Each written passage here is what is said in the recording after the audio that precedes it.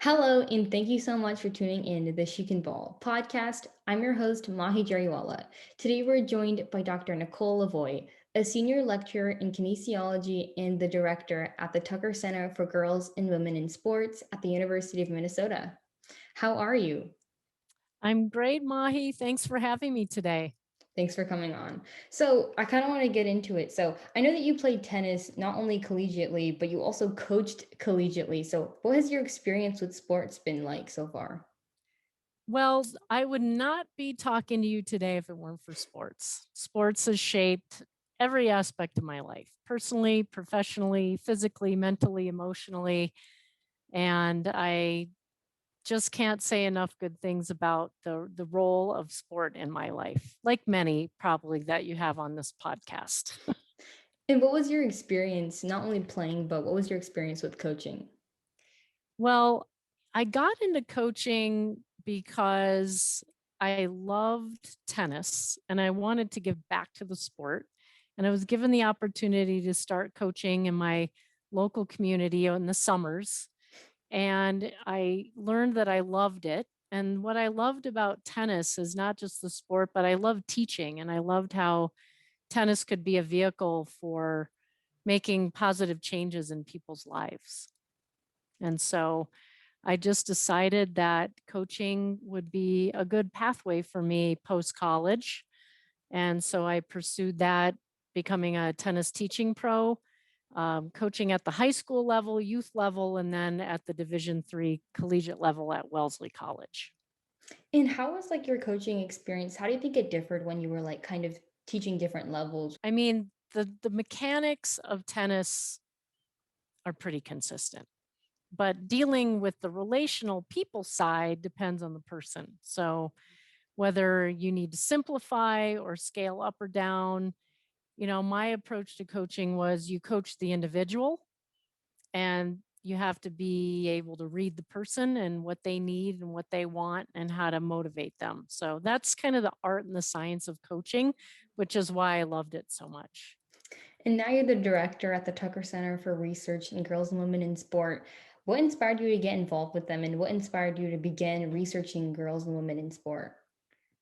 Well, when I was a coach, I loved, as I said, making a difference in the lives of young people and particularly girls and women. And so when I was at Wellesley College as the head coach at age 23, thought I knew a Wow. lot, and I certainly did not. I really became interested in the intersections of gender and sport.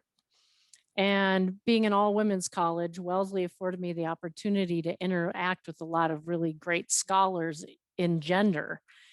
Not so much sport, but that was my expertise. So I wanted to really make a difference in the lives of girls and women through sport, not just my one team at a time, but on a bigger scale. And so I decided to leave coaching. And right about that time, the Tucker Center was opening its doors 28 years ago. So I did my doctorate work working with scholars in the Tucker Center. And I joked at that time that I someday when I grew up, I would love to work in the Tucker Center. And so I just followed my passion and my interest in making a difference for girls and women in and through sport. And it led me to where I am today. So when people joke that they're living the dream, I actually am living my dream in real life. So I'm very privileged and lucky to be doing that. That's awesome. And I know you have done a lot of research, not only with Tucker Center, but with just in your whole life. So, what are some of the topics that you've researched?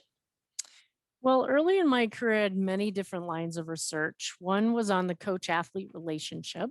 I think that came from obviously being a coach and understanding that that coach athlete relationship is a special one, or it can be a special one.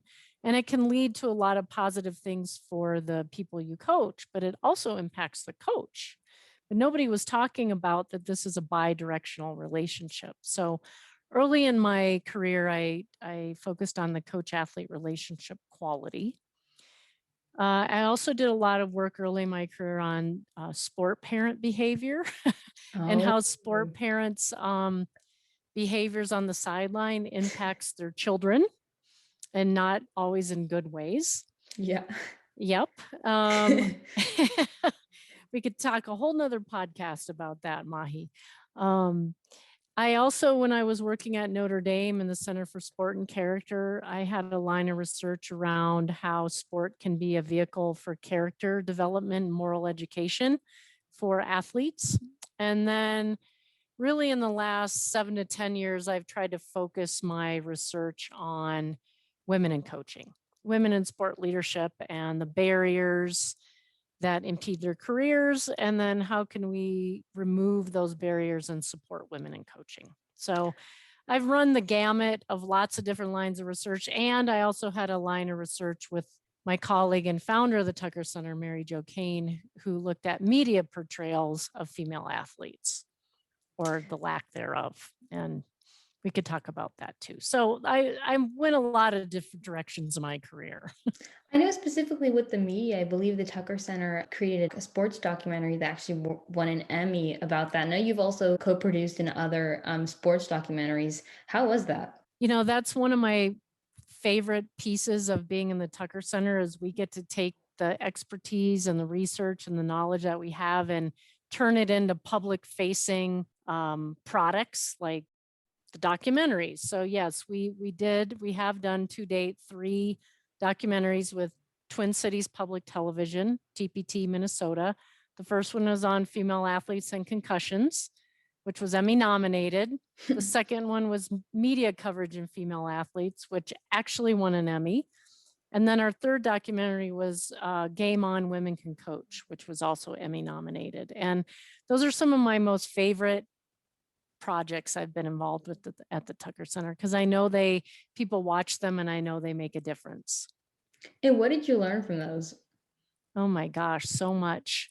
I learned about how to tell a story, how to use data to tell a story that engages people, that raises their awareness, that brings them along the journey of advocacy and wanting to make a difference for girls and women in sport. And we let the data tell the story, and data can be very powerful. So I learned a lot about weaving a coherent narrative, and I learned a lot about writing storyboards and getting good sound bites and terms like B-roll footage, which I never knew what that was. And, a lot of kind of the technical aspects of making a documentary I learned about as well.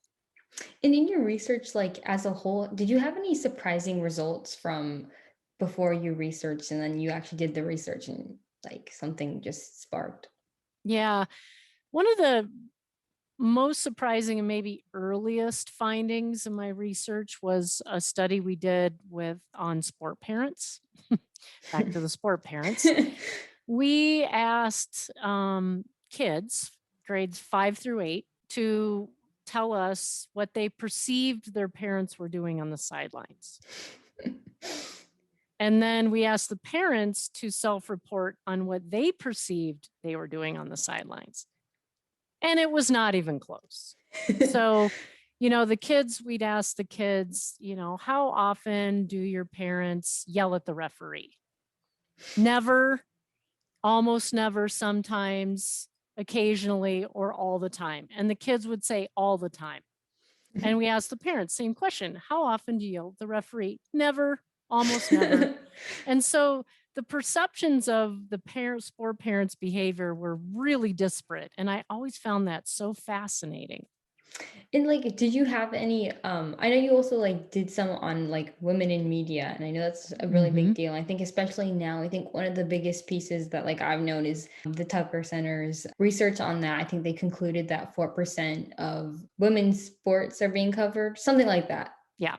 So there's kind of 2 major findings that people find surprising from our sport media research. One is that no matter what the broadcast or whatever the medium is, broadcast media, print media, and even social media, although that's changing a little bit now, is that female athletes are given 4%, 2 to 4%. There's kind of a range, 2 to 4% of all sport media coverage. And they're 43% of all athletes. So it's disproportionate to reality. The second thing that people find interesting from our research and those of many of our colleagues as well is that when we do see women in that 2 to 4%, a lot of the time they're portrayed in ways that are highly sexualized, hyper feminine, heterosexy, and in ways that minimize their athletic competence. And it's really disheartening to those of us that love women's sport when we can't see the sports we love. And when we do see those athletes, they're portrayed in ways that their athletic competence is not first and foremost. For sure. What do you think needs to be done for just media to have just more like coverage in women's sports? I hate to use the Nike slogan, but just do it. Just make the decision and the commitment of equal coverage for men and women's sport and see what happens.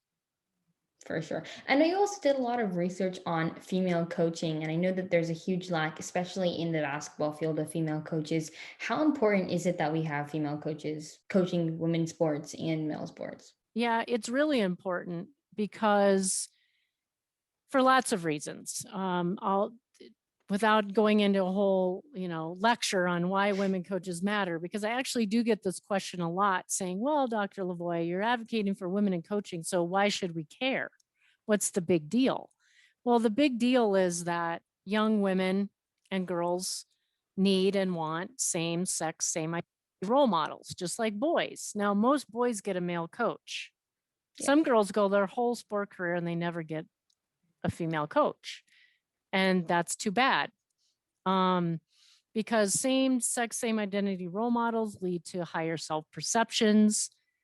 They have the same lived experience. They can provide guidance. They're a visible role model, and they provide proof that you can succeed in that profession. And there's a new study that just came out. I read it last week that specifically female athletes love female role models in their own sport. Those are even more powerful. So, if you're a soccer player and you see Jill Ellis coaching, that's super cool because she's coaching in your sport. Oh yeah, I think that's amazing. I think like female coaches, especially in basketball, I've had a few female coaches and it's incredible. I just feel like this amount of like strength and resilience that you're able to learn from them.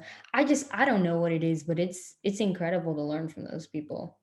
Yeah, it shows young girls that women can and are competent leaders and role models, and that they're good at what they do and that they can command the court. And I have female coaching role models I looked up to when I was your age, and that makes a big difference in our lives.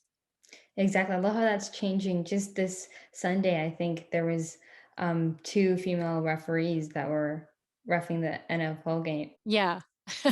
Yeah, so there was one female ref, Sarah Thomas, and then there were two women coaches for the Buccaneers. Yeah.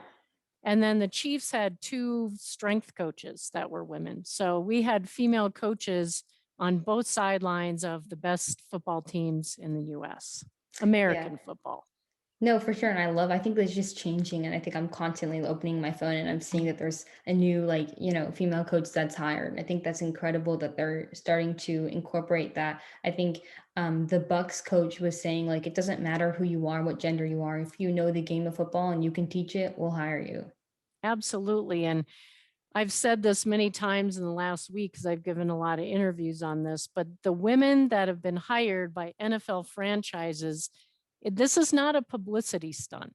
It's Yeah. not a gimmick. It's not something, to excite the fans. They're hired because they're really good at what they do. And I would argue they have to be above and beyond better Oh, than yeah. their male colleagues. Otherwise, they would never be considered or given that opportunity. Oh yes, for sure. I think especially in the realm of sport where it's like you need the best possible coaches to be out there to be coaching the NBA players. And I think especially women are not always going to be considered there. So if you are a woman and you're doing it, but you've had to go over how some of these males coaches, if that makes any Abs- sense. yeah, they have to be twice as good to get even considered for the same job. And, we saw that with Becky Hammon when she got hired for the Spurs in 2012, 2013. She was the only female assistant at that time. And now we have 11. So in a pretty short amount of time, you've seen sort of an explosion of women coaching in the NBA. Now, not the head coach, but in assistant roles. And, hopefully in my lifetime, we will see a head female coach of a men's professional sport team. Don't quote me on that, because I don't want to go to my grave with saying, but you said, Dr. LaVoi. But No. I'm hopeful. No, for sure. I think a lot of people are saying that Becky Hammon's a great coach. I think a lot of them do say that she would make a great head coach. So I hope that that one day Absolutely. does happen. Me too. I'm looking forward to it. I know that you also host the Tucker Center Talks podcast. Can you tell us a little bit about that and what you've learned from that? Because I know you've got to interview some amazing guests. We do have a Tucker Center Talks podcast, and I'm your host, Dr. Nicole LaVoi. I'm telling you, you're a much more seasoned podcaster than I am, Mahi. No. You should probably tell me what you've learned from podcasting, but I've learned a lot. I've learned how to be a better public scholar, how to have conversations with people about our research, how to make it accessible. And it's just been another really fun way for us to get our work out of the ivory tower, out of academia. And I get to talk to some of my amazing female colleagues and scholars around the world and amplify their work and lift them up and have their work be better known around the world. So that's been really fun for me. Has there been like one guest that you've just really enjoyed to talk to? Oh gosh, I love all my guests because these are a lot of the women that I've interviewed to date so far on Tucker Center Talks have been women I've worked with and known and admired. Oh. So that's been pretty cool. I'd hate to pick favorites in that group. So I will say Stay no. away from that. I'm going to stay away from that one. I agree with you there. I know you also did the girls in lower income areas and like that kind of ratio to sport. So what did you conclude from that? Yeah, so we have every 10 years, the Tucker Center does a Tucker Center research report developing physically active girls. And it's a multidisciplinary perspective where I invite experts in physiology and LGBT identities and underserved girls and girls with cognitive and physical disabilities. And it's a research report. It's free online at tuckercenter.org if you want to download it. But there's a lot of things that I've learned from doing that research report. One is that girls have less opportunities to play sports and be physically active than boys due to a lot of barriers that girls face that boys do not. Two, as girls get older, they drop out of sport at larger rates than boys. So that's problematic because then girls do not get the access to the health and developmental benefits that you can get through sport. And that decline and dropout of sport is more prevalent for underserved girls, girls of color, immigrant girls, girls with cognitive and physical disabilities. So there's a lot of trends that need to be changed around girls and physical activity participation. And that report really is a nice summary of the benefits of sport, but also the barriers that girls face and what we can do as advocates for girls and women in sport to reduce those barriers and increase participation opportunities. Yeah, I know. I think there's I think it's 14 when a lot of girls end up dropping out of sports. And I know because my sister actually was one of those girls who dropped out. Really? Yeah, I think it's not as like highlighted, right? And especially, and I like to do this podcast and I try to relate it around basketball because that's something I have experience with and I know what it's like because I've done it and I've seen other people that drop out of it.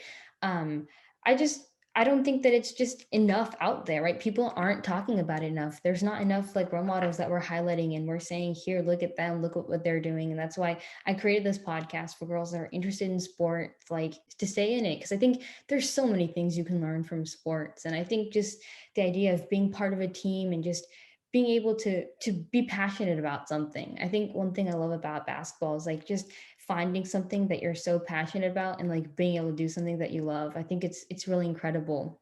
Absolutely. And that's why I do what I do, because girls who want to play and want the opportunity should be afforded the same opportunities as their male peers. And that often is not the case. And you're right, at adolescence, the dropout rate for girls is dramatic and much more dramatic than it is for boys.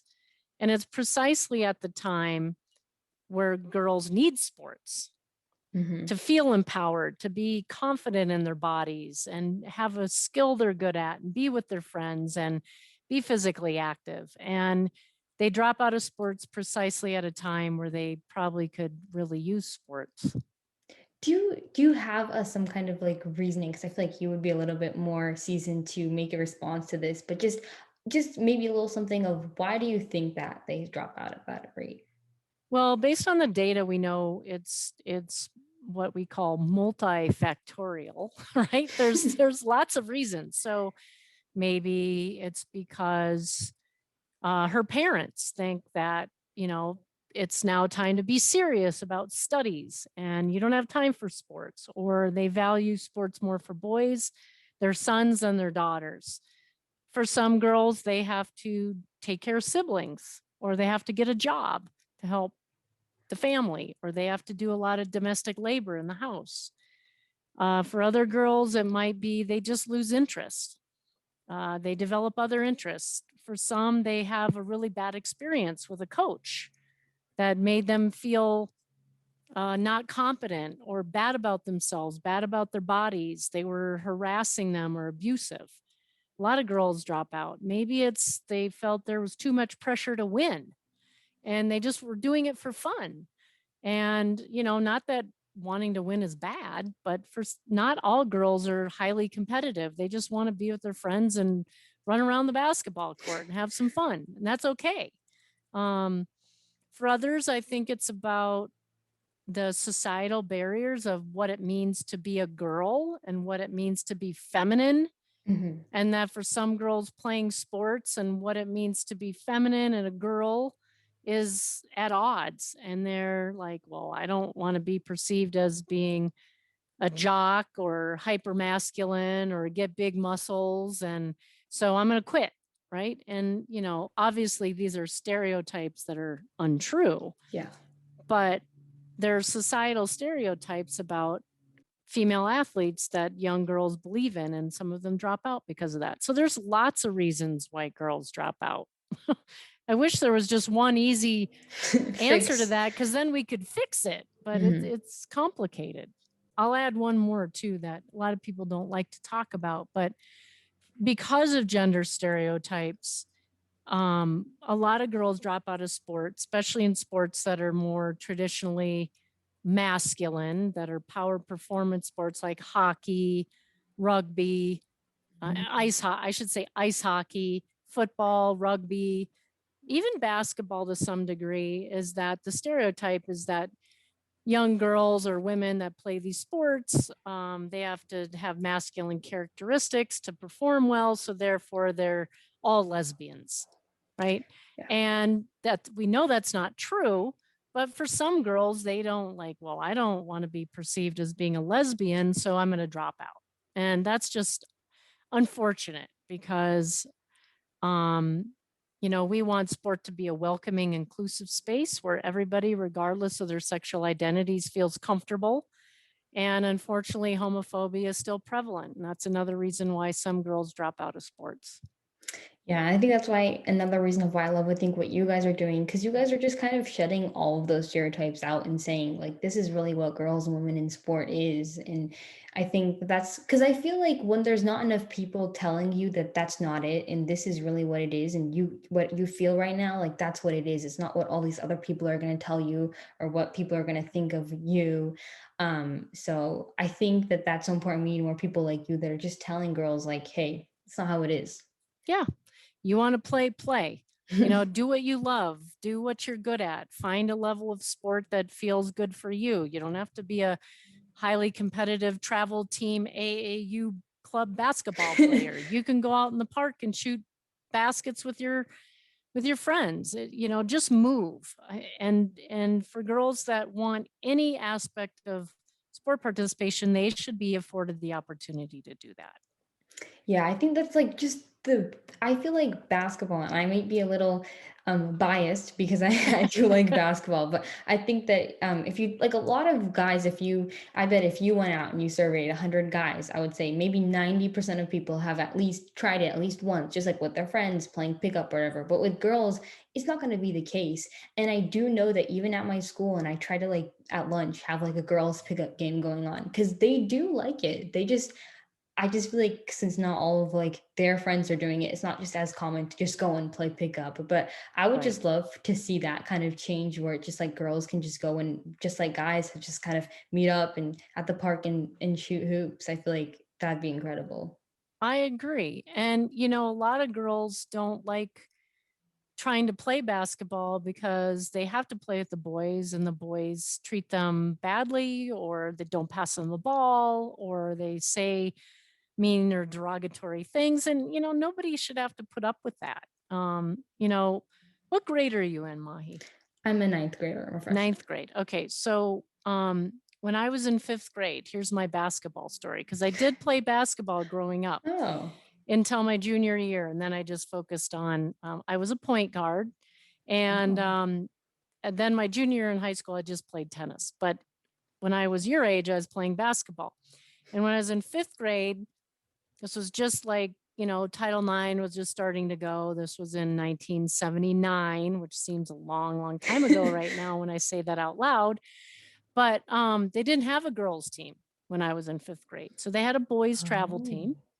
And so I'm like, I'm going to play. I'm going to try out. So I tried out and I made the team.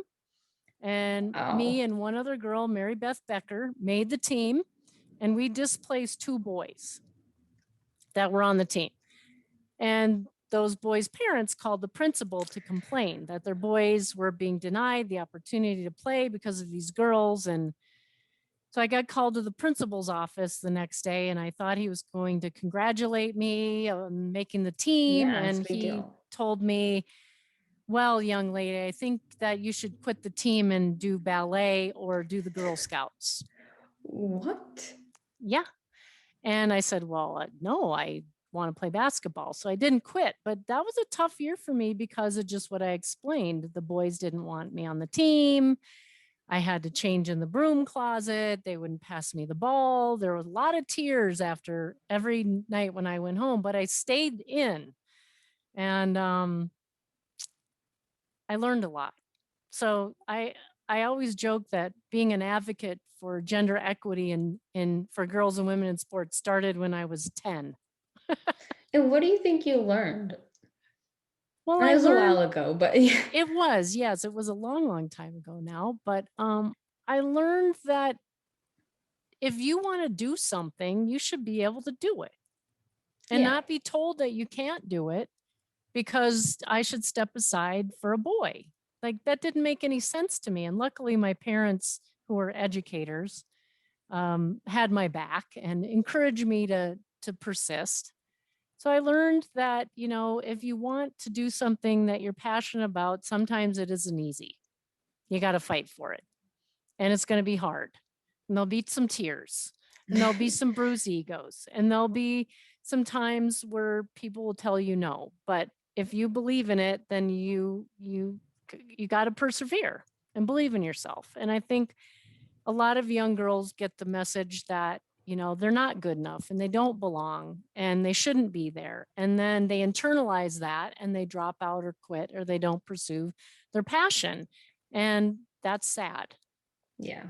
I know there's another YouTuber, she makes like basketball videos and I think she's like 10, 11 now, but she had like this video when she was 8 and she was like, I really want to change the culture on women's basketball. And she's been working and she has like this YouTube page, this Instagram page. I love watching her. And she was on a boys team. And so she kind of made a video where like she crossed the boy over and she made the basket and then she kind of like flexed in front of the camera and they didn't like it. So they ended up kicking her off the team because they were like, you're low, because they made that kid feel bad that like a girl was able to beat him. And I was like, are you kidding me? Really? Yeah. But if a guy crossed up a girl and flexed for the camera, they would just say, oh, well, he's just being a boy. Yeah, exactly. That's such a double standard. And that's the kind Right. of stuff that makes my blood boil and is another reason why I do what I do, because we shouldn't have to put up with those double standards just because we're girls and women. Exactly. Well, thank you so much for coming on. I really appreciated your time. I am more than happy to be your guest, Mahi, and I wish you a lot of luck and goodwill moving forward in your career. I think you've got a lot of great things ahead of you, and I'll be tracking you along the way. Thank you.